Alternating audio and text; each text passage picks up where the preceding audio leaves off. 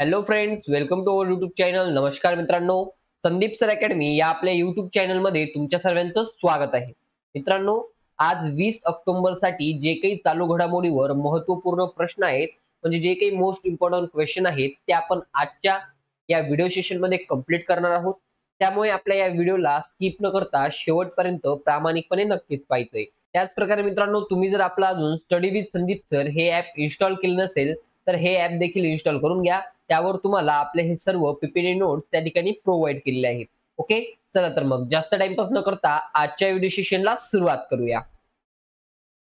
पहा मित्रांनो, या ठिकाणी पहिला प्रश्न दिलेला आहे.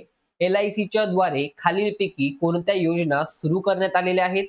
तर या प्रश्नाचं या ठिकाणी योग्य उत्तर असणार आहे मित्रांनो ऑप्शन सी, वरील दोन्ही. म्हणजे कोणकोणत्या मित्रांनो? तर बीमा योजना आणि जनसुरक्षा योजना. बघा, याविषयी थोडक्यात माहिती जाणून घेऊया.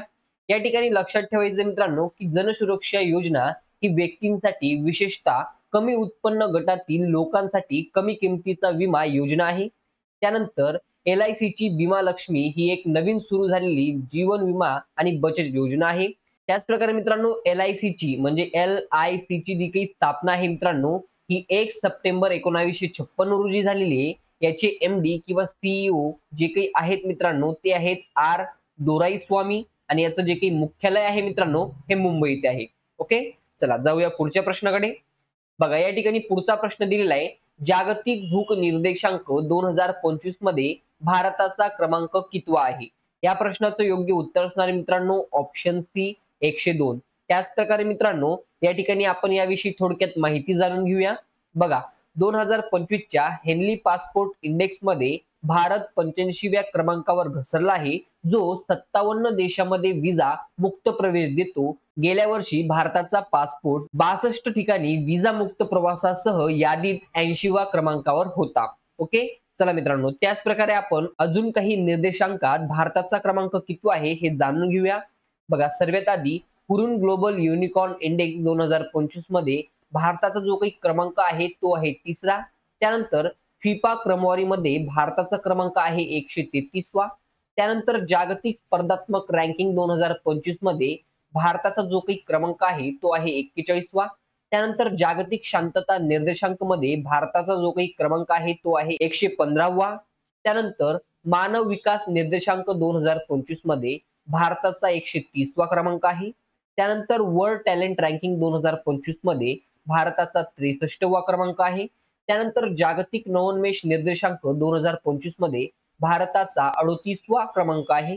त्यानंतर ग्लोबल डिजिटल नोमॅड रिपोर्ट 2025 यामध्ये भारताचा देखील 38वा क्रमांक आहे. त्यानंतर हेनली पासपोर्ट निर्देशांक 2025 यामध्ये जो काही भारताचा क्रमांक आहे हा 85वा आहे. हा आपण आत्ताच्या व्हिडिओमध्ये पाहिला आहे. ओके, चला जाऊया पुढच्या प्रश्नाकडे. बघा, या ठिकाणी पुढचा प्रश्न दिलेला आहे. कोणत्या IIT ने भारतातील पहिले वेअरेबल पेमेंट इकोसिस्टीम लॉन्च करण्यासाठी NPCI सोबत भागीदारी केली आहे? या प्रश्नाचं योग्य उत्तर असणार आहे मित्रांनो ऑप्शन बी, IIT मद्रास. ओके, चला याविषयी थोडक्यात माहिती जाणून घेऊया. या ठिकाणी लक्षात ठेवायचं मित्रांनो की IIT मद्रास इन्क्युबेटेड म्यूज वेअरेबल्स भारतातील पहिले वेअरेबल पेमेंट इकोसिस्टीम लॉन्च करण्यासाठी NPCI सोबत भागीदारी केली आहे. ही जी काही प्रणाली आहे मित्रांनो, ही वापरकर्त्यांना कोणताही NFC सक्षम POS टर्मिनलवर रिंग 1 नावाच्या त्यांच्या स्मार्ट रिंगवर टॅप करून त्वरित सुरक्षित पेमेंट करण्याची परवानगी देते. त्याच प्रकारे मित्रांनो, यामध्ये फोन, कार्ड आणि वॉलेटची आवश्यकता नसणार आहे. त्याच प्रकारे मित्रांनो, अजून काही भारतातील महत्त्वाच्या पहिले चालू झालेल्या गोष्टी यावर आपण थोडक्यात या ठिकाणी रिव्हिजन टाकून घेऊया. ओके, बघा, सर्वात आधी धावत्या ट्रेनमध्ये ATM असलेली भारतातील पहिली एक्सप्रेस आहे पंचवटी एक्सप्रेस. त्यानंतर मित्रांनो, संपूर्ण डिजिटल साक्षरता प्राप्त करणारे भारतातील पहिले राज्य हे केरळ आहे. त्यानंतर जगातील पहिल्या ऊर्जा पारेषण पार्कचे उद्घाटन हे तेलंगणा येथे झाले. त्यानंतर पहिल्या प्रदेशातील अटल इनोव्हेशन सेंटरचे उद्घाटन हे UAE मध्ये झालं. त्यानंतर जगातील पहिले सिरेमिक कचरा पार्क हे उत्तर प्रदेशमध्ये आहे. त्यानंतर देशातील पहिले महिला टुरिस्ट फ्रेंडली राज्य हे केरळ ठरले आहे. त्यानंतर बाळंतपणादरम्यान माता मृत्यू शून्य करणारा भारतातील पहिला केंद्रशासित प्रदेश हा पुडुचेरी आहे. त्यानंतर भारताबाहेर आत्मनिर्भर भारत अंतर्गत पहिला भारतीय संरक्षण उत्पादन प्रकल्प हा ब्राझीलमध्ये सुरू झाला. ओके, चला मित्रांनो पाहूया पुढील प्रश्न. 2025च्या आर्चरी प्रीमियर लीगच्या पहिल्या हंगामाचे विजेतेपद कोणी जिंकले आहे? या प्रश्नाचं योग्य उत्तर असणार आहे मित्रांनो ते म्हणजे ऑप्शन ए, राजपुताना रॉयल्स. त्याच प्रकारे याविषयी आपण थोडक्यात माहिती जाणून घेऊया. सर्वात आधी बघा, 2025च्या आर्चरी प्रीमियर लीग हा आर्चरी प्रीमियर लीगचा पहिला हंगाम होता. या ठिकाणी लक्षात घ्यायचे की रामचरण, या ठिकाणी बघा मित्रांनो, रामचरण हे लीगचे अधिकृत ब्रँड अँबॅसेडर होते आणि प्रकाशक कोणी केलेले आहे मित्रांनो तर तिरंदाजी संघटना ऑफ इंडिया, आणि याची जी की स्थापना आहे ही 8 ऑगस्ट 1973 रोजी झालेली आहे आणि याचे जे की अध्यक्ष आहेत मित्रांनो ते आहेत अर्जुन मुंडा. ओके, त्याच प्रकारे मित्रांनो अजून काही स्पर्धांचे विजेतेपद या ठिकाणी आपण जाणून घेऊया. सर्वात आधी बघा, 2025च्या पुरुष हॉकी आशिया कप हा भारताने जिंकलेला आहे. त्यानंतर महिला आशिया हॉकी विश्वचषक 2025 हा चीन या देशाने. त्यानंतर फाईड महिला ग्रँड स्विस 2025 हा वैशाली रमेश बाबू यांनी. त्यानंतर बॅनल डिओर 2025 पुरुष या ठिकाणी उस्माना डेंबेल यांनी. त्यानंतर बॅनल डिओर 2025 महिला या ठिकाणी ऐताना बोनमाटी यांनी. त्यानंतर महिला अंध फुटबॉल विश्वचषक 2025 हा अर्जेंटिना या देशाने. त्यानंतर शांघाय मास्टर्स 2025 हा व्हॅलेंटाईन वॉचेरॉट यांनी. त्यानंतर आर्चरी प्रीमियर लीग 2025 हा या ठिकाणी राजपुता रॉयल्स यांनी जिंकला. हे आपण आताच्या प्रश्नामध्ये पाहिलं. चला मित्रांनो जाऊया पुढच्या प्रश्नाकडे. बघा, या ठिकाणी पुढचा प्रश्न दिलेला आहे, गोमती पुनर्जीवन मोहीम कोणत्या राज्यात सुरू करण्यात आली आहे? या प्रश्नाचं योग्य उत्तर असणारे मित्रांनो ते म्हणजे ऑप्शन डी, उत्तर प्रदेश. बघा, याविषयी थोडक्यात माहिती जाणून घेऊया. या ठिकाणी लक्षात ठेवायचे, या मोहिमेचा जो काही उद्देश आहे तो म्हणजे गोमती नदीचा नैसर्गिक प्रवाह पुनर्संचित करणे आहे आणि जलमार्गात प्रवेश करणारे 95% शहरी सांडपाणी रोखणे आहे. ओके, हा या मागील उद्देश आहे मित्रांनो. चला जाऊया पुढच्या प्रश्नाकडे. बघा, या ठिकाणी पुढचा प्रश्न दिलेला आहे, दरवर्षी जागतिक सांख्यिकी दिवस केव्हा साजरा करण्यात येत असतो?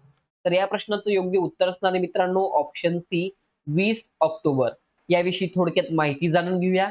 हा दिवस साजरा करण्याचा जो काही उद्देश आहे मित्रांनो तो म्हणजे अधिकृत आकडेवारीतील सेवा, व्यावसायिकता आणि सचोटी याबद्दल जागरूकता वाढवणे हा यामागचा उद्देश आहे. आणि भारतात दरवर्षी 29 जून रोजी राष्ट्रीय सांख्यिकी दिन साजरा केला जातो, जो भारतीय सांख्यिकीचे जनक मानले जाणारे प्राध्यापक प्रशांत चंद्र महालनोबिस यांच्या जयंतीनिमित्त असतो. ओके, चला मित्रांनो जाऊया पुढच्या प्रश्नाकडे. कोणत्या देशाचे राष्ट्रपती लाई चिंगते यांनी देशासाठी टी-डोम हवाई संरक्षण प्रणालीच्या बांधकामाची घोषणा केली आहे? या ठिकाणी या प्रश्नाचं योग्य उत्तर असणारे मित्रांनो ऑप्शन बी, तैवान. ओके, बघा, याविषयी थोडक्यात माहिती जाणून घेऊया. या तैवान या देशाची जी काही राजधानी आहे मित्रांनो ती आहे तपई शहर. त्यानंतर या ठिकाणी याचं चलन आहे नवीन तैवान डॉलर आणि या ठिकाणी याचे अध्यक्ष आहे ते आहेत लाई चिंगते आणि यांनीच ही घोषणा केलेली आहे मित्रांनो. ओके, चला जाऊया पुढच्या प्रश्नाकडे. भारतीय नौदलाच्या जहाजांवरील जीवनमान सुधारण्यासाठी कोणत्या IIT-ने भारतीय नौदलासोबत सामंजस्य करार केला आहे? या ठिकाणी या प्रश्नाचं योग्य उत्तर असणारे मित्रांनो option A, IIT Delhi. Okay, बघा मित्रांनो याविषयी थोडक्यात माहिती जाणून घेऊया. या सामंजस्य कराराचा जो काही उद्देश आहे मित्रांनो तो म्हणजे डिझाईन हस्तक्षेपांद्वारे भारतीय नौदलाच्या जहाजांवर जीवनमान सुधारण्यासाठी संशोधन आणि डिझाईन केंद्र स्थापन करणे हा या मागचा उद्देश आहे. आणि या सामंजस्य करारावर रिअर ऍडमिरल अरविंद रावल आणि IIT दिल्लीचे संचालक रंगन बॅनर्जी यांनी स्वाक्षरी केली आहे. ओके, चला जाऊया पुढच्या प्रश्नाकडे. कोणत्या संस्थेने आधारशी innovation and technology association SITAA ही योजना सुरू केली आहे? या ठिकाणी या प्रश्नाचं योग्य उत्तर असणारे मित्रांनो ते म्हणजे option D, unique identification authority of India. याविषयी थोडक्यात माहिती जाणून घेऊया मित्रांनो.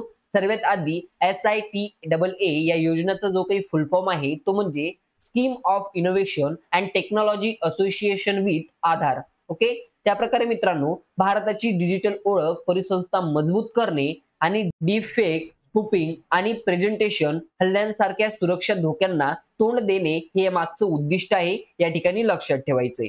चला मित्रांनो जाऊया पुढच्या प्रश्नाकडे.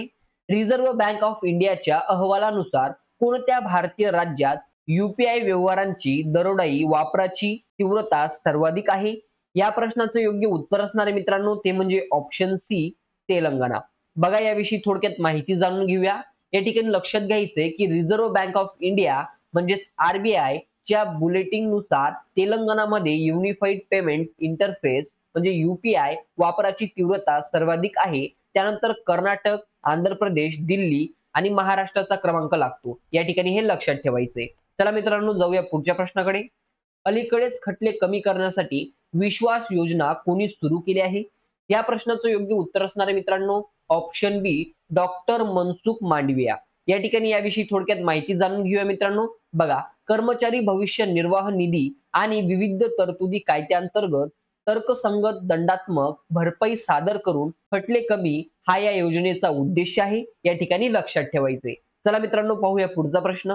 अलीकडेच बातम्यांमध्ये दिसणारा तफान ज्वालामुखी कोणत्या देशात आहे?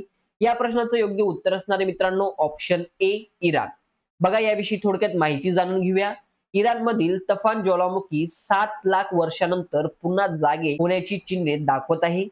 आणि या ठिकाणी लक्षात घ्यायचंय हा 12,927 फूट किंवा 3,940 उंच अर्ध सक्रिय स्ट्रॅक्टो व्हॉल्कॅनो आहे. या ठिकाणी हे लक्षात ठेवायचं मित्रांनो. ओके कोणता व्हॉल्कॅनो तर स्ट्रॅक्टो व्हॉल्कॅनो. ओके चला मित्रांनो बघा या ठिकाणी जे काही आपले 20 ऑक्टोबर साठी महत्वपूर्ण प्रश्न होते चालू घडामोडींवर ते आपण या ठिकाणी कंप्लीट केलेले आहेत. तुम्हाला आपला हा आजचा व्हिडिओ कसा वाटला कमेंट्स करून नक्कीच सांगा आणि व्हिडिओ आवडल्यास जास्तीत जास्त विद्यार्थ्यांपर्यंत शेअर देखील करून द्या. त्याचप्रकारे मित्रांनो तुम्ही जर आपलं स्टडी विथ संदीप सर हे ऍप इन्स्टॉल केलं नसेल तर हे ऍप देखील इन्स्टॉल करून घ्या. ओके त्यावर तुम्हाला हे आपले PPT नोट्स आपण प्रोव्हाइड केलेले आहेत ते तुम्ही त्या ठिकाणी जाऊन पाहू शकतात. चला तर मग मित्रांनो भेटूया नवीन व्हिडिओ मध्ये नवीन प्रश्नांसोबत. Thanks for watching this video friends.